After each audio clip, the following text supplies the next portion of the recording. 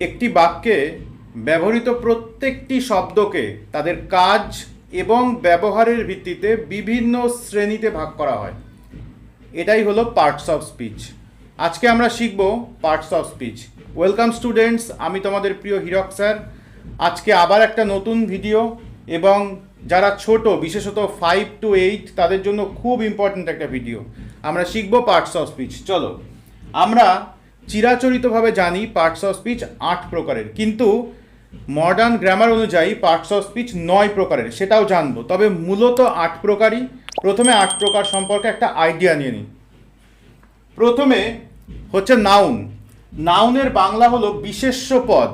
Noun কোনগুলো? Noun is a naming word. কোনো কিছুর নামকেই নাউন বলে। যেমন কোনো স্থানের নাম, কোনো ব্যক্তির নাম, পাহাড়, পর্বত, দেশ, মহাদেশ, মহাসাগর, সব কিছুর নামই হচ্ছে নাউন। নাউন আমরা 5 প্রকার জানি, সেটা আমরা পরবর্তী ভিডিওতে ডিটেল জানবো। কিন্তু নাউন সম্পর্কে একটা গুরুত্বপূর্ণ কথা বলি। প্রপার নাউন, অর্থাৎ কোনো ব্যক্তির নাম বা স্থানের নাম ইত্যাদি সবসময় যখন লেখা হয়, ধরো তুমি ইন্ডিয়া লিখছো বা একজন ব্যক্তির নাম লিখছো অনুভব, তো এটা ক্যাপিটাল লেটার হবে। ধরো একটা জায়গার নাম লিখছো দিল্লি, ডিটা ক্যাপিটাল লেটার হবে। অর্থাৎ প্রপার নাউন সবসময় একটা ক্যাপিটাল লেটার দিয়ে শুরু করতে হয়। যেমন আমি এখানে দিল্লি লিখেছি ক্যাপসে, ডিটা ক্যাপিটালে হবে। আর যে সমস্ত noun, common noun, collective noun, material noun, abstract noun, এগুলো সব স্মল লেটারেই হবে। তাহলে নাউনের কয়েকটা example: Delhi, class, honesty. Honest কিন্তু অ্যাডজেক্টিভ, কিন্তু অনেস্টি মানে সততা, এটা কিন্তু নাউন। ওকে, চলো নেক্সট। প্রোনাউন। নাউন হলো বিশেষ্য পদ, তারপরে আমরা শিখছি প্রোনাউন। আচ্ছা, প্রোনাউনের বাংলা হচ্ছে সর্বনাম পদ। এবার আমরা জানবো প্রোনাউনকে আমরা ব্যবহার কেন করি। দেখো, নাউনের একঘেয়েমি দূর করতে আমরা প্রোনাউন ব্যবহার করি। ধরো আমি বলছি যে একটা ছেলের নাম ধরে নাও অলোক। আমি বললাম অলোক একটি ভালো ছেলে। তারপরে বললাম অলোক ক্লাস 5-এ পড়ে। তো এমনটা শুনতে একটা একঘেয়েমি আসছে, সেই জন্য বারবার অলোক না বলে প্রথমে বললাম অলোক, তারপরের বাক্যে বললাম সে। তো এমনভাবেই আমরা প্রোনাউন বা সর্বনাম পদকে ব্যবহার করি। অর্থাৎ ধরো আমি বললাম রাম বা রহিম, তারপরে বললাম হি, ওই হিটা হচ্ছে প্রোনাউন। তাহলে হি, তারপরে শি, ইট, দিস, দ্যাট, এগুলো হচ্ছে প্রোনাউন, অর্থাৎ নাউনের পরিবর্তে। এবার ধরো তুমি নিজের পরিবর্তে বলছো I M a good boy, তো আই হচ্ছে প্রোনাউন। আবার ধরো কোনো বস্তু বা অন্য কোনো প্রাণী বা শিশুদের ক্ষেত্রে আমরা বলি ইট। ওকে, তো হি, শি, ইট, দিস, দ্যাট, এগুলো সবই হলো প্রোনাউন। ওকে, তাহলে আমরা নাউন হচ্ছে একটা নেমিং ওয়ার্ড, তো নাউনের পরিবর্তে যে শব্দ ব্যবহার করা যায় তাকে বলে প্রোনাউন। 3 নাম্বার হচ্ছে অ্যাডজেক্টিভ। তোমরা চিরাচরিত একটা ভুল করে আসো, তোমরা বলো অ্যাডজেক্টিভ, উচ্চারণটা হচ্ছে অ্যাডজেক্টিভ। ওকে, অ্যাডজেক্টিভ হচ্ছে বিশেষণ পদ।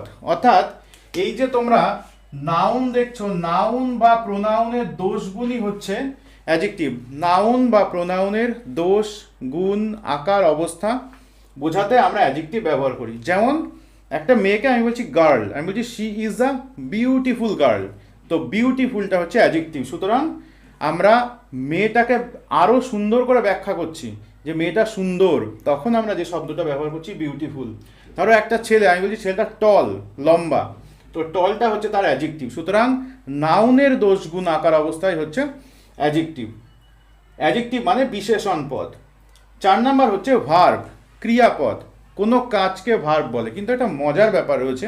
ইংরাজিতে তুমি যদি বসে থাকো, সিটিং, তুমি ধরো শুয়ে রয়েছো, স্লিপিং, সেটাও কিন্তু কাজ। তুমি ধরো দৌড়াচ্ছ, রানিং, রান হোক, যে কোনো ধরনের কাজ হোক, ধরো তুমি লিখছো, রাইট, পড়ছো, রিড, এগুলো সবই ক্রিয়াপদ, ভার্ব।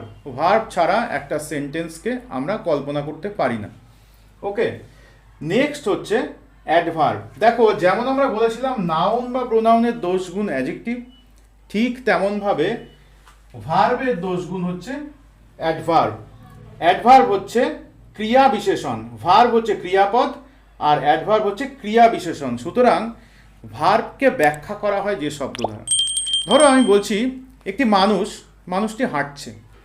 মানুষটি জোরেও হাঁটতে পারে, আস্তেও হাঁটতে পারে। ধরো মানুষটি জোরে হাঁটে, ফাস্ট। মানুষটি খুব ধীরে হাঁটে, স্লোলি। তো এই যে আসতে যাচ্ছে বা জোরে যাচ্ছে, এটা মানুষটার দোষগুণ না, কিন্তু এটা মানুষটার হাঁটার দোষগুণ। সুতরাং মানুষটা একটা কাজ করছে, সেটা হলো হাঁটা, সেইটার দোষগুণ হচ্ছে অ্যাডভার্ব। সুতরাং নাউনের দোষগুণ অ্যাডজেক্টিভ, আর ভার্বের দোষগুণ হচ্ছে অ্যাডভার্ব। অ্যাডভার্ব দেখো স্লোলি, কুইকলি, এগুলো অ্যাডভার্ব। তবে সবসময় লি যোগে হবে না। স্লোলি, ফাস্ট, হেয়ার মানে এখানে, তো বিভিন্ন ধরনের অ্যাডভার্ব রয়েছে। আমরা পার্টিকুলার যখন অ্যাডভার্ব চ্যাপ্টারটা শিখবো পরবর্তীতে তখন জানবো। এখন আমরা এই অ্যাডভার্বগুলো এক্সাম্পল হিসেবে নিচ্ছি। স্লোলি, ফাস্ট, একটা কথা বলে দিই, আমাদের একটা ধারণা রয়েছে লি যুক্ত শব্দই অ্যাডভার্ব। দেখো লি যুক্ত অনেক শব্দই অ্যাডভার্ব, যেমন স্লোলি, কুইকলি, কিন্তু সব লি যুক্ত শব্দ, এল ওয়াই যুক্ত শব্দ কিন্তু অ্যাডভার্ব নয়। ওকে, তাই এল ওয়াই দেখলেই তোমরা এই ধারণা করে নেবে না যে এটা একটা অ্যাডভার্বের এক্সাম্পল, কখনোই না। আবার এল ওয়াই ছাড়াও অ্যাডভার্ব হয়। Next, preposition. উচ্চারণটা প্রিপোজিশন না, উচ্চারণটা হচ্ছে প্রেপোজিশন। প্রেপোজিশন মানে হচ্ছে পদান্বয়ী অব্যয়। দেখো কোনো স্থান বোঝাতে ইন, অন, অ্যাট, উইথ। তুমি ধরো ঘরের মধ্যেখানে বসে আছো, তো ইন। কোনো একজন ব্যক্তি বাইরে থেকে ভিতরে এলো, ইনটু। কেউ ধরো উপরে রয়েছে কিন্তু ঠেকে রয়েছে, অন। ওকে, ধরো খানিকটা উপরে রয়েছে, ওভার। সূর্য ধরা ছোঁয়ার বাইরে, তখন আমরা বলি অ্যাবাভ। দুটো কিছুর মধ্যে কিছু, ধরো তোমাদের দুটো বাড়ির মধ্যে একটা রাস্তা রয়েছে, তখন আমরা বলি বিটুইন। আবার অনেকের মধ্যে, ধরো একটা মেয়ে অনেক মেয়ের মধ্যেখানে বসে আছে, তখন আমরা বলি অ্যামং। তো এইভাবে বিভিন্ন প্রেপোজিশন আমরা ব্যবহার করি। ইন, অন, অ্যাট, উইথ, এগুলো হচ্ছে প্রেপোজিশন বা পদান্বয়ী অব্যয়ের এক্সাম্পল। নেক্সট 7 নাম্বার হচ্ছে কনজাংশন। কনজাংশন হচ্ছে সংযোজক অব্যয়। কনজাংশন অনেক আছে, নর্মালি তোমাদের মনে রাখার জন্য বলছি অ্যান্ড, অর, বাট, এই তিনটে হচ্ছে কনজাংশনের প্রকৃষ্ট উদাহরণ। কোনো সমধর্মী জিনিস, কোনো সমধর্মী দুটো সেন্সকে বা দুটো বাক্যকে আমরা যখন যোগ করি তখন অ্যান্ড দিয়ে যোগ করি। ওকে, তাহলে অ্যান্ড একটা কনজাংশনের কাজ করছে। আবার অর, অর হচ্ছে অথবা। ধরো আমি যাব অথবা সে যাবে, তো সেক্ষেত্রে আমরা অর ব্যবহার করি। আমি যাব কিন্তু তুমি যাবে না, তো কিন্তু অর্থে আমরা বাট ব্যবহার করি। এরকম আরও অনেক সংযোজক অব্যয় বা কনজাংশন রয়েছে। Next, interjection. ইন্টারজেকশন হচ্ছে আবেগ সূচক অব্যয়। যেমন তুমি বলছো জিনিসটা কি সুন্দর, এক্সপ্লেইন করছো, কি বলবে তখন? একটা শব্দ ওয়াও। তুমি বলবে ছি, আমরা বলি না ছি কি বাজে লোক, তো ছি মানে হচ্ছে ফাই। তো এরকম আরও কিছু ইন্টারজেকশন রয়েছে, তোমরা জানো। আমি এখানে দুটো এক্সাম্পল লিখেছি। এছাড়া রয়েছে অ্যালাস, এছাড়া রয়েছে হুররে। তো এগুলো এরকম অনেক এক্সাম্পল রয়েছে, হুররা, তারপর হচ্ছে অ্যালাস, ওয়াও, ফাই। এগুলো হচ্ছে ইন্টারজেকশন, তোমার আবেগ, অনুভূতি ইত্যাদিকে প্রকাশ করছে। তো এই ছিল 8টা পার্টস অফ স্পিচ, কিন্তু মডার্ন গ্রামার অনুযায়ী পার্টস অফ স্পিচ 9 প্রকারের। তো আর এক প্রকার কোথা থেকে এসে জুটলো, সেটা হচ্ছে ডিটারমিনার। ডিটারমিনার কোনগুলো? নর্মালি আর্টিকেলসগুলো, এছাড়াও দু একটা হয়। এ, অ্যান, দা, এগুলো হচ্ছে ডিটারমিনারের এক্সাম্পল। এছাড়া হচ্ছে দিস, সাম ইত্যাদি, এগুলো হচ্ছে ডিটারমিনারের এক্সাম্পল। স্যার ডিটারমিনারটা কি, বুঝিয়ে দিচ্ছি।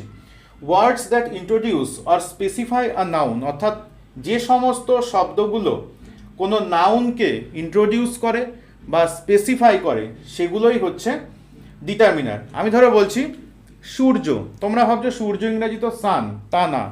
সূর্য ইংরাজি হচ্ছে দা সান, ওই দাটা ডিটারমাইন করছে। সুতরাং কোনো শব্দকে স্পেসিফাই করতে আমরা এ অ্যান দিকে ব্যবহার করি। আবার কখনো কখনো দিস, সাম এগুলোকেও ব্যবহার করি। সুতরাং এগুলো হচ্ছে ডিটারমিনার। তাহলে এখন নবম অর্থাৎ 9th একটা অ্যাড হলো 8টা পার্টস অফ স্পিচের সঙ্গে ডিটারমিনার। তাহলে পার্টস অফ স্পিচ 8 প্রকারের মূলত, এটা তোমরা জানো, ঠিকই জানো। Noun, pronoun, adjective, verb, adverb, preposition, conjunction, interjection. Okay, noun, pronoun, adjective, verb, adverb, preposition, conjunction, আর একটা যুক্ত হয়েছে, সেটা হচ্ছে ডিটারমিনার। তো এই ছিল আমাদের 8 প্রকারের পার্টস অফ স্পিচ। আমরা এটুকুনি পড়েই পার্টস অফ স্পিচ সম্পর্কে পুরো আইডিয়া গ্যাদার করতে পারবো না। এর জন্য আমাদের স্পেসিফিক আলাদা আলাদা করে ছোট ছোট আলাদা আলাদা চ্যাপ্টার সম্বন্ধে আইডিয়া থাকতে হবে, যে নাউন কি, প্রোনাউন কি, এগুলোকে আরও ডিটেলে জানতে হবে। এমন ভিডিও তোমাদের দেখতে হলে তোমাদের এই চ্যানেলটা অবশ্যই সাবস্ক্রাইব করতে হবে। আমাদের সঙ্গে থাকো, লাইক, কমেন্ট, শেয়ার করতে থাকো। ওকে।